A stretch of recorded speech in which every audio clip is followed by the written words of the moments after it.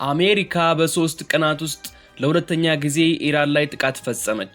የአሜሪካ ጦር በኢራን ስትራቴጂካዊ የወደብ ከተማ ባንደር አባስ የሚገኙ ወታደራዊ ስፍራን ኢላማ ያደረጉ የአየር ጥቃቶችን መፈጸሙን አስታወቀ።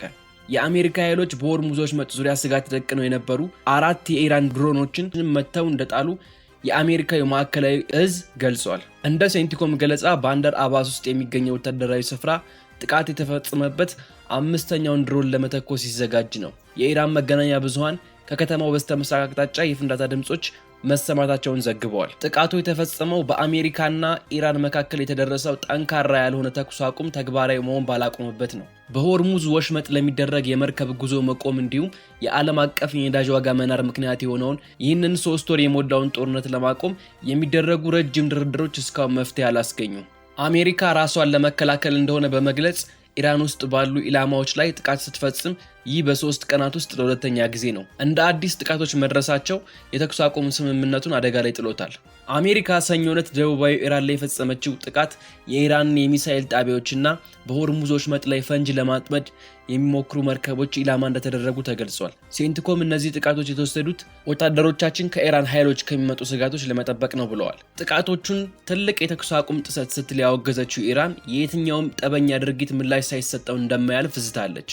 የኢራን እስላማዊ አብዮታዊ ዘብ ማክሰኞ ዕለት የአሜሪካን ድሮን መጥቶ መጣሉን እንዲሁም ወደ ኢራን የአየር ክልል የገቡ ተዋጊ ጀትና ድሮን ላይ ተኩስ መክፈቱን ገልጿል። እነዚህ እርምጃዎች የተወሰዱት መቼ እንደነበር ግን አልጠቀሰም። ፕሬዚዳንት ዶናልድ ትራምፕ በበኩላቸው ትናንትና በተካሄደ የካቢኔ ስብሰባ ላይ ኢራን በንዴት እየተደራደረች ነው ሲሉ ተደምጠዋል። አክለውም በመጪው ህዳር የሚካሄደው የአጋማሽ ጊዜ የስልጣን ዘመን ምርጫ የጦርነት ስትራቴጂያቸው ላይ ተጽዕኖ እንደማያሳድር ተናግረዋል። የኢራን አብዮታዊ ዘብ በአጸፋ እርምጃ የአሜሪካ አየር ኃይል ሰፈር መምታቱን አስታወቀ። አሜሪካ የፈጸመችውን ጥቃት ተከትሎ የኢራን እስላማዊ አብዮታዊ ዘብ ወሰድኩት ባለው የአጸፋ እርምጃ የአሜሪካ አየር ኃይል ሰፈር መምታቱን አስታወቀ። አሜሪካ ሌሊት ላይ በኢራን የወደብ ከተማ ባንደር አባስ ውስጥ በሚገኝ የአውሮፕላን ማረፊያ አቅራቢያ ለአየርና ለባህር ኃይሏ ስጋት እንደሆኑ የገለጸቻቸውን ወታደራዊ ማዕከላት መምታቱን አስታውቃለች። የኢራን አብዮታዊ ዘብ ጥቃቱ ምንም ጉዳት እንዳላደረሰ በመጥቀስ በምላሹ የአሜሪካ የወረራ ጥቃት መነሻ ነው ባለው የአየር ኃይል ሰፈር ላይ ጥቃት መፈጸሙን የኢራን ዜና ወኪል ታስኒም ይፋ አድርጓል። ይህ ጥቃት የተፈጸመው ወታደራዊ ማዕከል የት እንደሚገኝ ግን በትክክል አልተገለጸም። የአብዮታዊ ዘቡ ጨምሮም የጠባጫሪነት ጥቃቶች አጸፋ እንደሚሰጣቸው በማስመልከት ጥቃቶቹ የሚቀጥሉ ከሆነ የበለጠ ከባድ ምላሽ እንደሚኖር ገልጿል። ከአብዮታዊ ዘቡ ጋር ቅርብ የሆነው ታስኒም የዜና ወኪል ምንጮችን ጠቅሶ እንደዘገበው አሜሪካ ሌሊት ላይ የፈጸመችው ጥቃት ምንም ነገር በሌለበት ቦታ ላይ መሆኑንና ፍንዳታውም የተሰማው ከዚያው ጋር የተያያዘ መሆኑን አመልክቷል። ይህ በእንዲህ እንዳለ የኢራን አብዮታዊ ዘብ በሆርሙዝ ወሽመጥ በኩል የራዳር መከታተያውን አጥፍቶ ሊያልፍ የነበረውን የአሜሪካ ነዳጅ ጫኝ መርከብን ማስቆሙን ታስኒም የዜና ወኪል ዘግቧል። ዘገባው እንዳመለከተው የአብዮታዊ ዘቡ ባህር ኃይል በመርከቡ ላይ ተኩስ ከፍቶ ወደ መጣበት እንዲመለስ ማስገደዱንም ገልጿል። ከዚህ ጋር በተያያዘ አሜሪካ ኢራን የሆርሙዝ ወሽመጥ ለማስተዳደር በመሰረተችው አዲስ ተቋም ላይ ማዕቀብ ጣለች።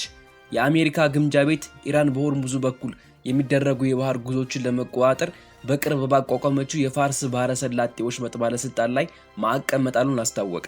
ግምጃ ቤቱን ባወጣው መግለጫ የዚህ መስሪያ ቤት መቋቋም የኢራን እስላማዊ አብዮታዊ ዘብ በሆርሙዝ ወሽመጥ ላይ ከሚያልፉ መርከቦች ገቢ ለመሰብሰብ የሚያደርገው ሙከራ አካል ነው ብሏል። በዚህ ምክንያት መስሪያ ቤቱና ከተቋሙ ጋር የሚተባበሩ በሙሉ የማዕቀብ ዝርዝር ውስጥ መግባታቸውን አስታውቋል። የተከፈተባትን ጦርነት ተከትሎ ሆርሙዝ ወሽመጥን የዘጋችው ኢራን ይህንን ተቋም የመሰረተችው አሜሪካ ወደ ወደቦቿ የሚደረጉ ጉዞዎች ላይ እግድ ከጣለች በኋላ ነው። ተቋሙ በወሽመጡ የሚደረጉ የመርከቦች ጉዞን የሚቆጣጠርና የማቀናጀት ስልጣን አለው። ባለስልጣን መስሪያ ቤቱ ከዚህ ቀደም በትዊተር ገጹ ባወጣው ካርታ በሆርሙዝ ወሽመጥ የሚገኝ የክትትል ዞን አሳይቷል። በዚህ ዞን ውስጥ የሚደረግ ጉዞ ከተቋሙ ጋር መቀናጀት እንደሚያስፈልገውም አስታውቋል። በዚህ የወሽመጡ ክፍል በኩል ማለፍ የሚፈልጉ መርከቦች ከባህረ ሰላጤ ወሽመጥ ባለስልጣን ፍቃድ ማግኘት እንዳለባቸውም አሳስበዋል። ባለፉት ቀናትም በዚህ የውሃ ክፍል የሚያልፉ መርከቦች በኢራን ኃይሎች ታጅበው እንዲጓዙ ወይም እንዲቆሙ እንደተደረጉ ዘገባዎች አመላክተዋል።